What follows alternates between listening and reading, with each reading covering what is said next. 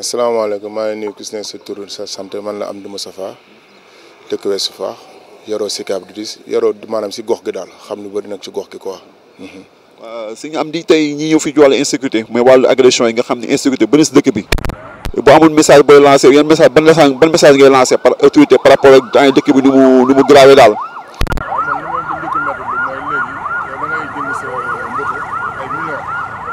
romb nit mu lay daw loolu rek déjà dafa métti te boo demee en Europe milliardaire sax day yor scooter day yor deux roues donc lu tax léegi voleur deux roues amatul voleur agression métti na métti doo xam ni nit ñi nag bokkuñu mais dafa am na xam dañ siy rax di yàq léegi ñii di rax di yàq naka la lañ ràññee naka la lañ xàmmee agresseurs yi bëri nañu maanaam léegi kenn mënutu sax dox wala boo dox da ngay calculer wala fit ngay doxee wala nga jàng sa armation donc dëkk moom nu mu demee si agresseur moom kenn xamutul lan ak fu ñu jógee ak lan lañ bëgg tam ñoom loolu tam man question boobu lu jaral la laaj la parce que nit te mënu dem liggéey alal ba sonn nekk si naaj bi deng-deng yi ñëw sa moromu góor ne da koy ñëw da koy fekk mu tax mu jëkk non loolu état war na ci wax ñu xool yan jumtukaay lañ ci war a wut sur le faux ñu def ko kon ay normes ñu ay sécurité xam dañuy patrouille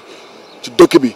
duñ nelaw guddi kon daa fay guddee ngoon ñi di xam dañuy patrouille si angle yi kon ni def sapeur yi am na xam bu ñu ko defee si angle agresseur dina wàññeeku mais bu ñu gisee fu wéet gisee fii nii di këf. wax nga dëgg parce que temps yi moom dëkk bi moom kenn nekkatul en sécurité parce que agression bi bari na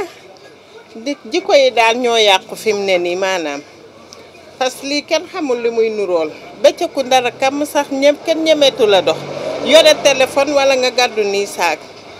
parce que même bëccëg sax laa la wax dañ lay agressé fi mu nekk nii kenn xamatul noo bëggee kenn xamatul ci loo ne parce que boo dee boromi njaboot moom yenn yi yëpp day metti boo génnee sax sa fit du dal par agression yi xaw ma jikko yu yàqu yee xaw ma lu mu doon waaye war nañ cee wax daal te ñu yaraat njaboot gi bu baax a baax. insécurité bi moom boo gisee ñi ci war a dox muy état muy population bi muy képp koo xam ne dafa nekk ci goxam war na ci mën a dugal loxoom xam nga ndax da ngay gis ay jeunes yoo xam ne ñu ngi fiy toog liggéeyu ñi defuñu dara dem defi formation am benn métier bu ñu jàpp waa quartier war leen jàppale ñu nekk jeunes yoo xam ne dañuy engagé wu pour dugg seen quartier pour defar ko li ko mel ni HLM li ko mel ni Waagu Ñaay HLM lañ ko njëkkoon tàmbalee kër yi di cotiser di fay jeunes yi am courage ba dee jël engagement bu rëy jël risque bu rëy ñu dem déclarer police maire yi dem ci préfet def ay jéego xam nga mais danoo dem ba ci biir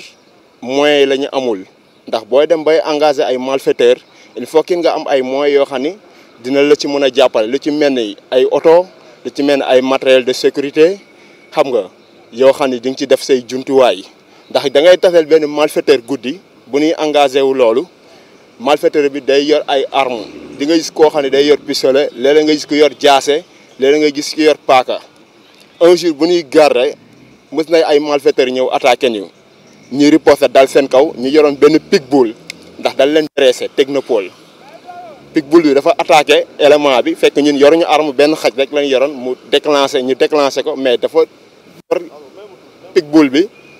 ndax ñun amuñu woon moyen ak ay ngànnaay yoo xam ne dinañ mën a affronter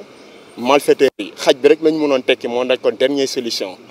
mais dañ ko mujjee góor ci bopp bi xaj bi après à la fin dafa mujjee décédé xam nga kër yi tam yi nga xam ne ñoo doon jàppale éléments yi nga xam ne ñoo doon cotiser pour fay leen ay 3000 ak 5000 yenn nit ñi dañoo mujjoon nangootuñu woon fay ki nga xam ne amul moyen yaakaar ci loolu ngeen war ko dolli obligé nga tourné waat di ko gàllankoor xam nga ni kooku bu yàggee day découragé. côté boobu noonu man mii j'étais victime de ce type d'agression parce que c'était à la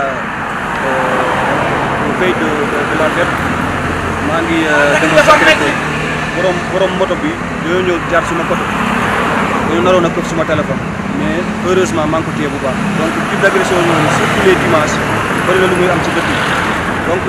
am ñoo xamante ni peut-être dañuy louer ay moto di jaar ci mbedd yi di xool dañuy jëkk a jaar ba xool ba xam yow ban placement nga nekk après ñu jaaraat pour jël sa téléphone kon noonu laa ko jàngate nekk na loo xamante ni après da ngay gis ay jigéen saa yoo xam ne dañuy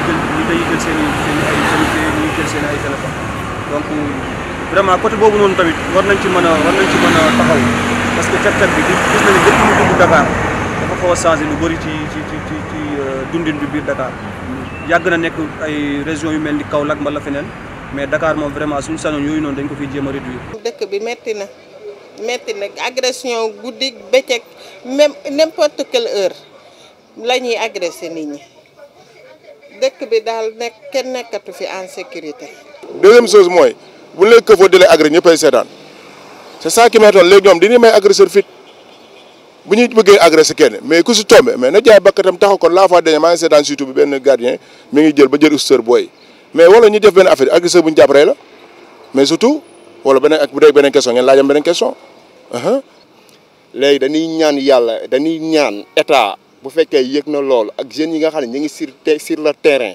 yi nekk seen gox di jël engagement pour sécurité ñu jàppale leen jox leen ay matuwaay yi dooleel leen jox leen ay moyens jox leen ay oto jox leen ay tonfa ay torko worker matériel de sécurité ba pare defal leen ay papiers yoo wane ñi autorisation boo wane te ñii war nañ mën a nekk ci secteur bi sécuriser ko bu ñu mënee tamit jël ay éléments yoo xam ne ñu mel ni ay BG yi nga xam ne ñu ngi ci dëkk bi def nañ formation yor seen carte professionnelle war nañ leen mën a jàpp renforcer leen ci yenn commissariat yi wala ci yenn gox yi wala ci yenn chute yi nga xam ne danger la ndax jeunes yi ñu ngi entraîné ñii ay ceinture noire lañ ñii ay 4e dan lañ ñii ay 5e dan lañ ñii def nañ ay protection rapprochée ñu jàppale jeunes yi nga xam ne mënuñu def tir ñu def leen tir defal leen ay autorisation état bi renforcer leen ci dispositif yi xam nga defal leen ay moyens ndax dëkk bi instant bi dafa danger dox ci yow kese sax wóoratul ndax da ngay dox di gestu nga yor sa scooter ñu nangu ko ci naka su dul noonu. wala bu ko état mënul daal ñu bàyyi naa ñun kuñ ci agressé kuñ ci jàpp ñu ree la ñu dóor ba nga dee. ay jamono amoon na comité de vigilance ci quartier yi amoon ay jamono de. waaw am na jamono ñu am ay gars xam dañuy patrouiller secteur bu ne day am ay nit. léegi pourquoi pas mairie bu nekk wala état bi duñ jël secteur bu ne ñu def lu mu bon woon 50 éléments wala 30 éléments ñuy liggéey par guddi ñuy liggéey par jour ñu xam si état lay nekk comme ça ñu mën a jàppale homme de tenue ndax homme de tenue sonn nañu li ñuy réglé bëri na homme de sécurité yi bëri nañu seen métti na deuxième chose ba ñu xam valeur de sécurité gars yi xamuñu valeur de sécurité loolu mooy indi lu bëri moo tax sécurité bu si nekk da ngay bañ léegi koo fi nekk ay sécurité mu bañ da ko xam ne nga koy woo sécurité war nga ko fay 100 francs di koy fay 20 000 francs te nga am sa diplôme am sa lépp loolu mënut a nekk balaa ngaa defar nag mimi da ngay defar sécurité da ngay toppatoo sécurité xam ni su sécurité boo su ko defee boo leen woowee si terrain sur le terrain ñu ñëw mais boo toppatoo sécurité naka la sécurité di ñëw boo ko woowee ak yan jumtukaay la yor nga ngay gis ko xam ne day ñëw nekk si benn pharmacie di sécurité sol carax yor benn liif kooku pour ñu embuscade day yomb mais sécurité boo ko defee ba nga toog ci milieu da nga koy jox arme jox ko jumtukaay te bàyyi carax yi sol on homme de sécurité du sol carax te ñu war a bàyyi ci ba pare imagine ngay dem di liggéey ay ngay dem di sécurité ay milliards ñu lay jox benn yet bu xam ne day jar 5000 francs léegi kii embuscade la bu la daw sewut si mais da ngay daw amoo arme waaw loolu xam naa si dara loolu xaw ma nag lan nga siy gisaat wala ban question nga ma si posé waat mais sécurité moom joxuñu sécurité lu ko moom.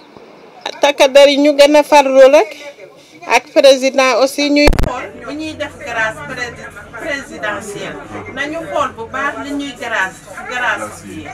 parce que ne nii kenn xamul da ngay génnee nit tey suba mu defaat beneen njombe daal di dugaat ci biir kaso bi parce que seen yoon yéen ñi waxuma ne ñàkk liggéey bokk na ci peut-être mën na nekk mais jikko yi aussi bokk na ci parce que même yow boo amul liggéey am na loo xam ne war nga koo jombale sa bopp mais ay xale yu ndaw utuñu dara kii même boo kiyee tuuti mën ngaa am ci loo jàpp boo góorgóorloo tuuti mën nga am ci loo jàpp mais boo bëggee nelaw ba heure bu la neexee nga ne dinaa tekki par force dinaa tekki loolu mooy waral lu bëri lii nii par force dinaa tekki bi mooy waral lii bëgg a am te nanguwoo liggéey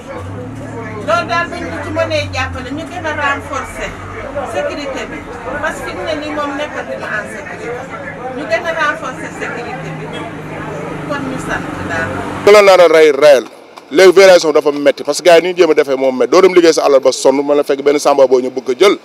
man da xaw ma kande ñaanu ma ko yàlla mais sama alal moom maa ngi koy lancé man nag xaw ma autorité xaw ma ne agresseur gu ma dayee mu jël sama alal bu yow yóbbaaleel bii ndax sonn naa toddiwu sama alal forme sama alal balaa police di ñëw wala balaa gendarme ñëw bu ma mënee rey damay rey waaye déet bu ma mënee rey ma kooku man maa ko wax man j'ai pas peur ça ok. nga gis nit ñi koy agressé digg tali bi ñëpp daw écarté wu ndax ñëpp gis nañ fu ñu séenee arme sénégalais dañuy daw. di jàpp loolu yoon la. mais loolu du yoon. loolu du yoon danoo war a solidarité ñun sénégalais yi malfaiteur bu ñu gisati mu jàpp nit di ko néewal doole ñiy jël ay yet ñiy jël ay xeer gis nga réew moo fiy fal moo fiy folle war nañ ci mën a dégager ci ay malfaiteur ñun jeunes yi ñoo war a am fulla fayda état dooleel jeunes yi may leen fit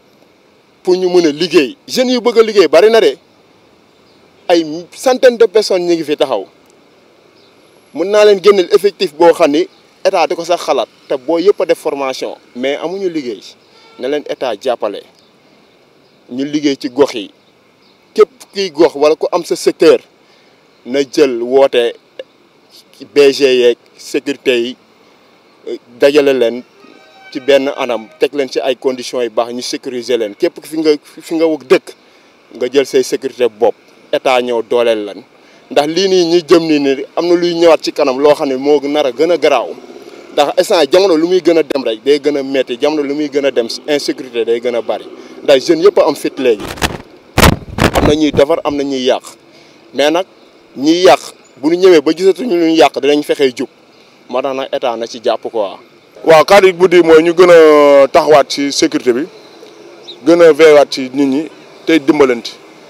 oustaz ñàkk dimbal dafa bëri dafa moo indi lépp nañ jàppalante doon benn lii dafa jeex ba pare dara fee nang sang bu ñu gisee kenn ku ñuy tuumaal fii bu ñu gisoon kenn kuy dee yi taxaw dimbali ko pourquoi pas bu ñu gisee kuy jël àllam di koy rey fi duñ ko taxaw dimbali ko loolu mooy lan te ànd góor ak góor la mais boo gisee sa morom buy agressé benn morom nga taxaw mais da nga war a dem dimbali te yàlla tax loolu mooy wax ji mais doo fi nekk bàyyi bu ñu jël àllam ngay nax di ngun-ngun fi fu mu ne ni ngun-ngun moo fa jeex diñuy appliqué man na nu mu demee tampi man Moustapha wax naa nu mu demee rek tampi ok. jàppale jeunes yi nga xam ne ñu ngi si terrain bi di góorgóorlu ñu ragaluñu loolu ndax ñun ñu ngi sur le terrain guddeeg bëccëg suñ ñu jàppalee rek dinañ doxal réew mi ci kàttanu yàlla ndax ñun ay citoyen nañ si dëkk bi lañ dëkk waaw président ñu ngi lay ñaan nga jàppale jeunes yi nga xam ne ay sécurité lañ te am seen carte professionnelle ñu may leen doole ñu liggéey ci biir dëkk bi fu ñu créer sécurité ñu ñëw dooleel leen fu ñu manqué moyen ñu ñëw may leen ay moyens jox leen ay moyens waaw. ñoo ko déggandoo nee na sécurité ni leen jàpp na leen état jàppale président Macky Sall jàppale leen autorité jàppale leen comme autorité municipale yi maire yeeg ministres yi ñu jàppale jeunes yi ay jeunes yoo xam ne am na jafe formation waaye amuñu liggéey xam nañu luy sécurité donc bu leen état doolelee wala maire yi dooleel leen dinañ mën a permettre ñu mën a jàppale parce que force de l'ordre yi mënuñu nekk chaque quartier nekk chaque rue donc loolu c'est impossible waaye te wax tamit dañuy jàppale solidarité ñëpp loolu la ñuy wax nañu solidarité suñu biir jàppale suñu biir parce que Sénégal benn bopp la benn réew la loolu ñu yàgg xamee solidarité bu kenn amee jafe-jafe ñëpp jàppale ko waaye tamit ñi ngi ñaan ñi nga xam ne ñi ngi def naka su noonu tamit ñi soppi ñi soppi loolu xam ne nekkul lu baax jublu si yoon lu baax parce que nga baax rek moo am solo te Sénégal jàmm lañ ko xamee yàlla jàmm yàgg xam naa dinañ jox dig daje beneen yoon ci beneen émission ci Wanema TV ak Wanema Info jaa ngeen jëf